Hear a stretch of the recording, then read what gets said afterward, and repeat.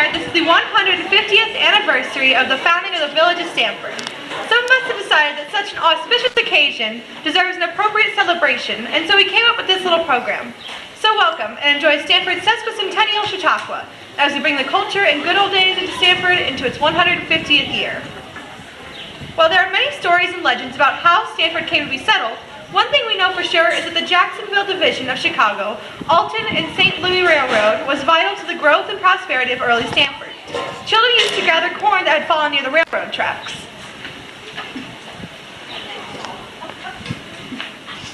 But our little village was officially formed in 1868, 150 years ago.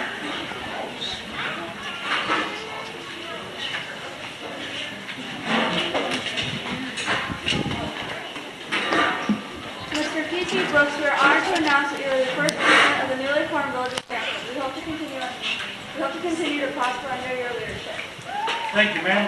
I deeply appreciate the honor you bestowed upon me, and will do everything to the best of my ability to represent the village of Stamford. As my first order of business, I'll appoint Mr. A.E. Harrison as the first police magistrate.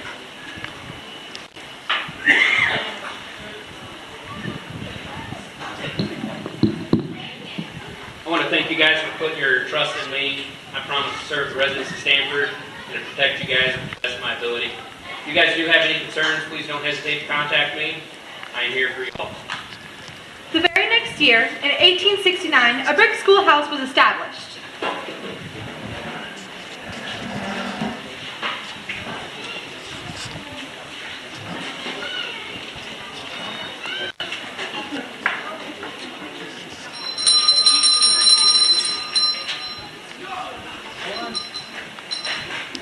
Good morning, everyone. I hope you're all as excited as I am about our new school here at Stanford. I really appreciate the opportunity I have to teach the fine children of Stanford all the knowledge of my knowledge of the world. And I hope that our little village here continues to grow as word spreads that we have the best school in the county. Okay, now let's get started. School is open. As the village grew, residents began to worry about their spiritual needs. In 1866, before the actual founding of Stamford, the First Presbyterian Church was formed in what is now the Knapsingers property, where it still stands today. In 1884, the church was moved to the village in what was later the Opera House, and the final building was built in 1901 on Division Street and is now owned by a couple of our favorite residents, Brian and Barry. Then in 1870, Mr. James Robinson formed their church in Stamford, and it became the Christian Church. As the village further expanded, Reverend Mr. Pilcher started the Methodist Church in 1875. Then on February 8th, 1879, this happened.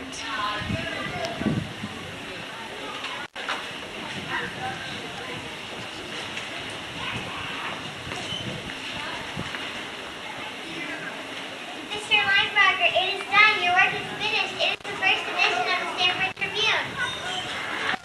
I can't wait to share the news of Stamford to all. Father, this is exciting. In 1879, Stamford had many businesses in town, but did not have any licensed saloons. The history of McLean County, 1879, tells the tale of a temperance sermon preached about a previous saloon owner named Harry Moore and a farmhand named Woodrum and a rather unfortunate situation.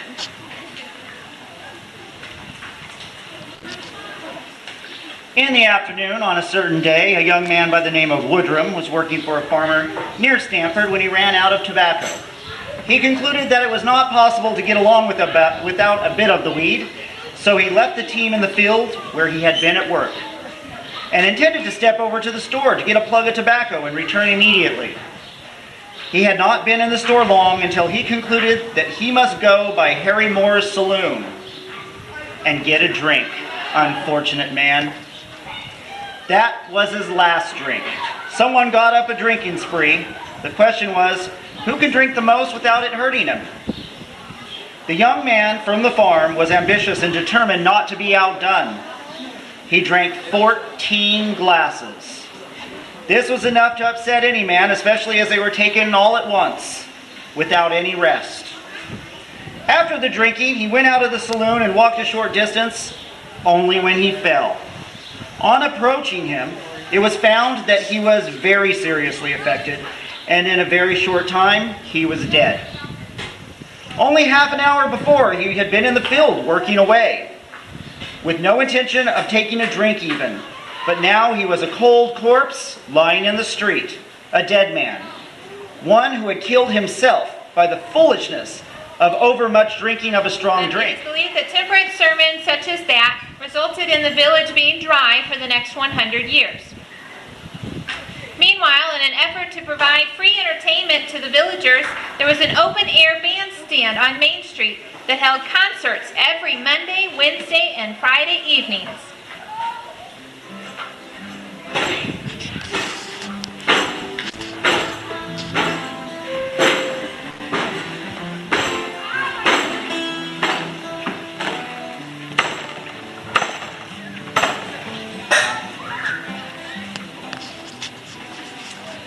On the evening of Tuesday, August 9th, 1887, an article titled "Stanford, a Brief Section of the Town and Her People" was published in the Bulletin newspaper. It read in part, "A feature that will be much appreciated by the people in Stanford and her surroundings is the public well, which is now being bored on the main street near Mr. Jewett's shoe shop. They are now down about 80 feet and are drilling through sand strats, under which they will doubtless find abundance of good water."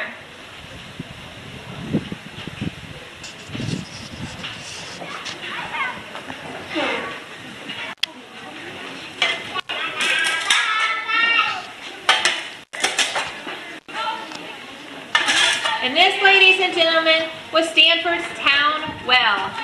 It was said those who drank from the town well would always come back to Stanford. There is photographic evidence that this well was still being used as late as 1939.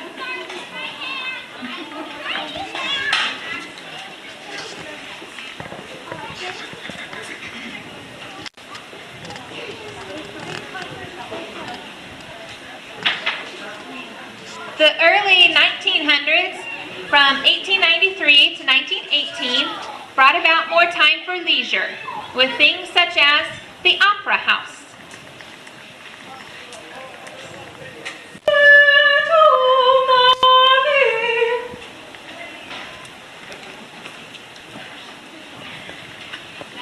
Our own baseball and basketball teams.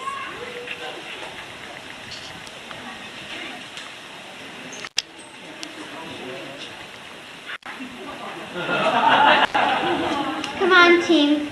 Chase, let's get working on your batting. Carson, great job on your dribbling. You can dribble.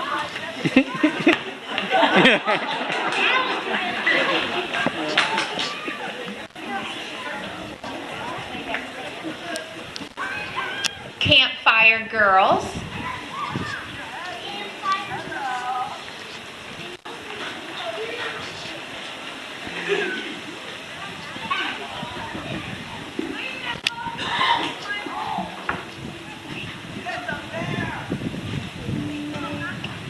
Make new friends, but keep the old. One is silver and the other is gold.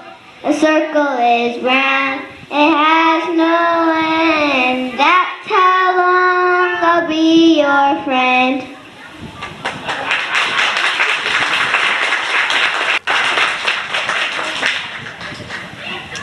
A local horse show.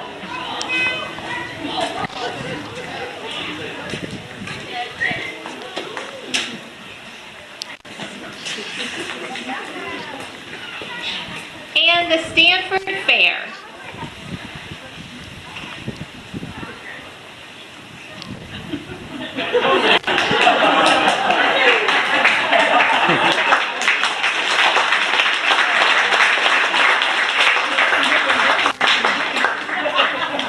Business also boomed during this time, with things like the bank being built in 1910, the Stanford Auto Garage, Ben Nafzinger's Auto, and Sam Wright Auto. And the Stanford Grain Company was formed in 1895 as a locally owned farmer cooperative and still serves Stanford and the surrounding areas today. The period from 1918 through 1943 brought the end of one world war and the start of another. Stanford supported these wars with both our men off fighting at the front and our families back home holding life together here in Stanford. We would like to take this opportunity to thank any of you here tonight who may be veterans or active service members. If you would please stand just so we can take a moment to thank you for your service.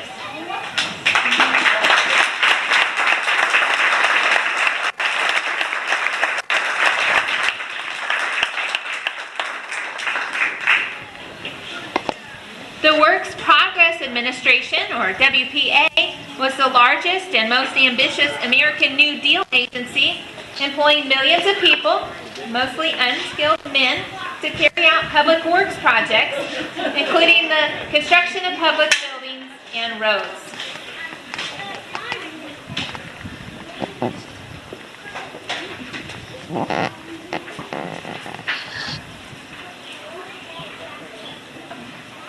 A rather entertaining way the nation came together during this time period was with the Chautauqua, a traveling show that lasted several days before moving on. These shows included things like singers, speeches, skits, teachers, scientists, specialists of the day, and performers such as wine glass musicians, jugglers, magicians, acrobats, and tightrope walkers.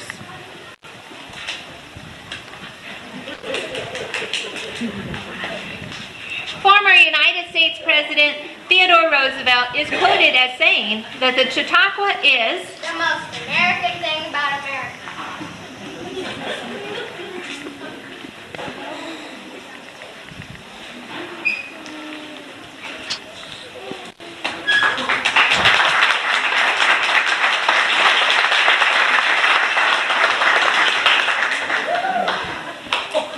In 1921, the Stanford Fair had 5,000 people in attendance.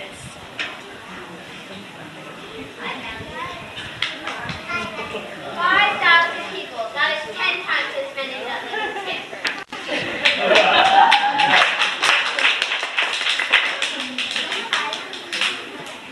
This period was also a time for religious expansion in Stanford. The Church of God was formed in 1923, and the Stanford Christian Church moved to a new building.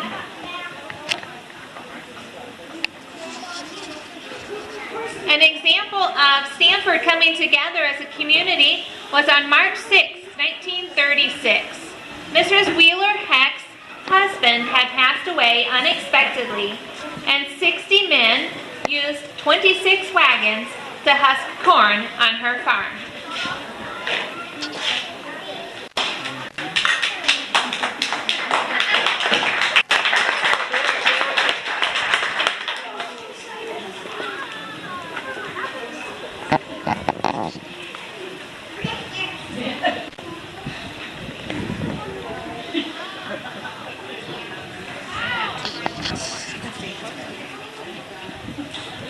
In 1933 and 1935, Stanford High School's baseball team was the McLean County champions. Imagine the pride of our tiny little village.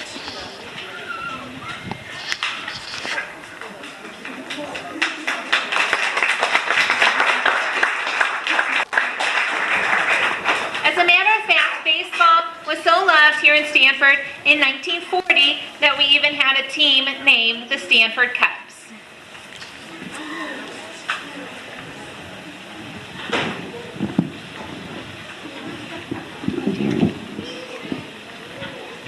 (1943 to 1968) brought more changes to Stanford.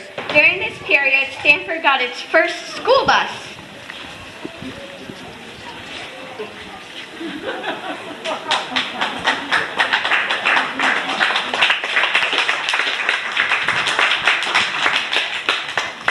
Hey sis, I don't want to ride on that death trap. Let's just ditch today.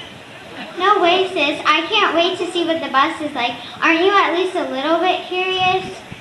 Yeah, I guess a little.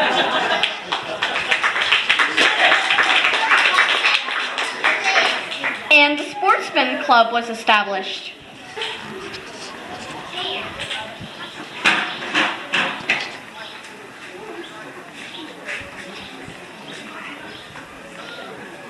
How about we go fishing? Let's go!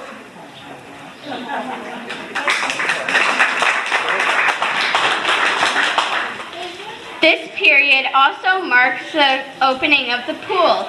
This is one of the most beloved things in our town by both the residents and those from the surrounding area.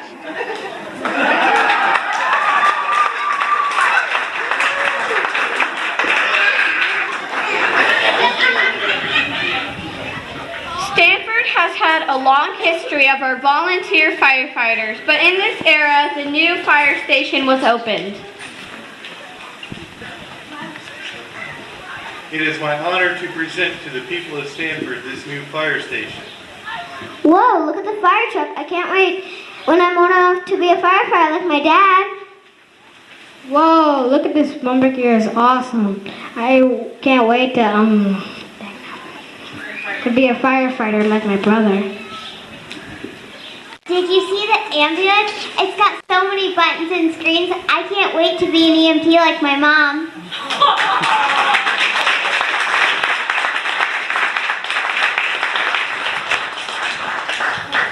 And yet another war was fought during this period. Many of our residents served in Korea, including our dear Delmer Detters, who was a longtime volunteer and supporter of Good Old Days and a Stanford icon.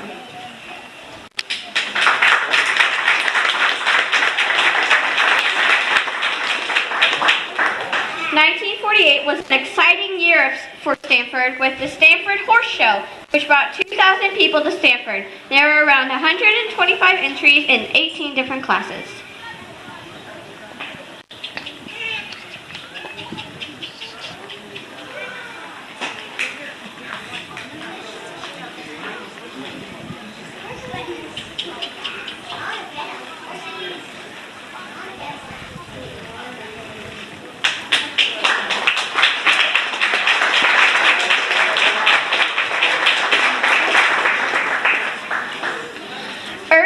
Grain and Fertilizer opened in 1964, and today they still specialize in serving our local farmers.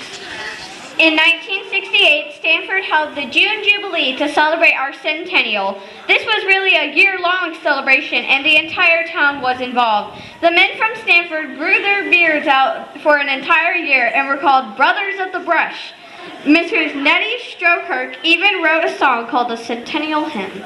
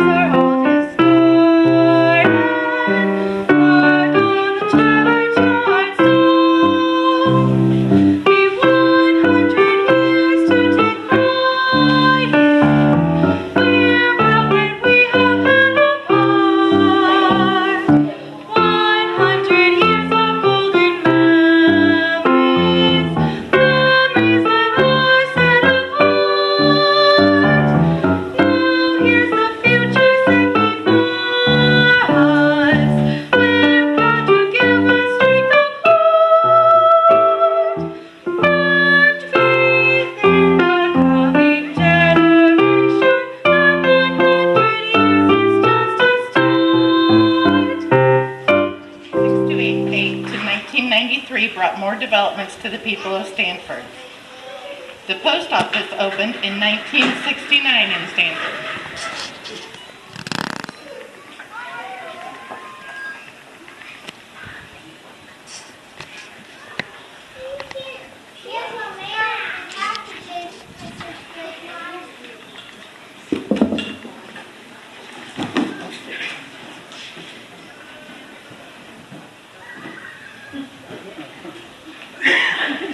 Independence Building for our mail.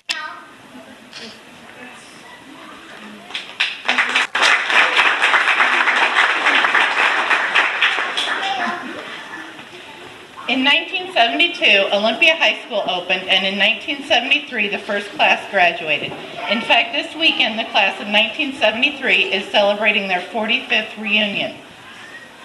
One of the businesses still here today, Quality Metalworks, opened their doors in 1983. Ron Lubke developed most of the products that Quality Metalworks sells because he knew he could meet farmers' needs directly. The Pizza Place and Pizza Corner were popular hangouts during this time.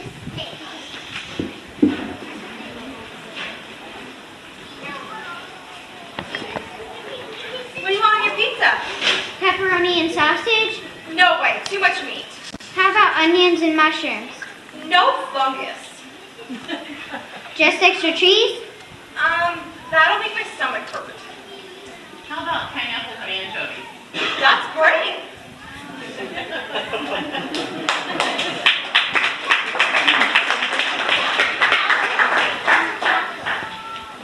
The last 25 years, from 1993 to 2018, brought more than pop music, internet, and cell phones to Stanford.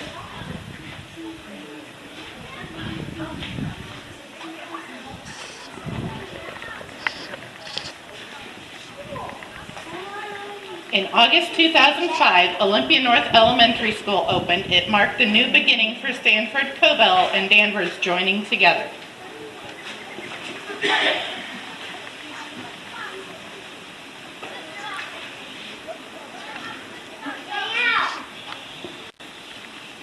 Hey, what does that mean? Yeah, one. One what? Oh, neat. We're Olympia North Elementary.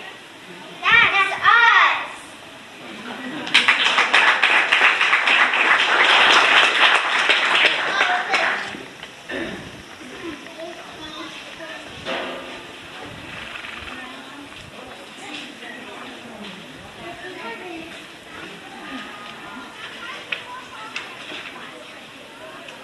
The last 25 years, from 1993 to 2018, brought more than pop music, internet, and cell phones to Stanford. In August of 2005, Olympia North Elementary, already did that. And many more businesses, services, and organizations called their home during this time. We welcomed the coffee shop, the library, Olympia Pace Setters 4-H in 2001, and while we don't have the date for Silver Stars, we know they've been around for about 50 years or more. Pepper Ridge Taxidermy in 2002, IWU Mapping Session in 2006, Helping Hands in 2007, and Pause a While Grooming. And the community garden has been a part of Stanford since 2008.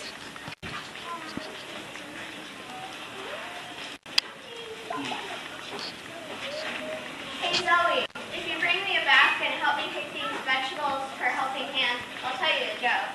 What's the joke? What did the carrot say to the onion? I don't know what. Nothing. Vegetables can't talk, silly.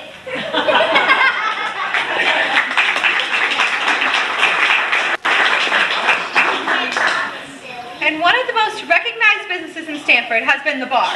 In 2003, it was the last stop, and since has gone through a few different reinventions, becoming Jake's, then Tweakers, and the Poorhouse, and finally the Town Well, which is what it is today. I may be just a little bit biased, but if you haven't tried out Jack's Burgers, then you are really missing out. Well, folks, that brings us up to date with the 150 wonderful years of Stanford. Before we adjourn for the evening, we have one more special tribute. We thought it was only fitting to commemorate the sesquicentennial with another song. This one is written and performed by Andrew Gray, especially for this occasion. Thank you all for joining us tonight, and enjoy your weekend here at Stanford Good Old Days.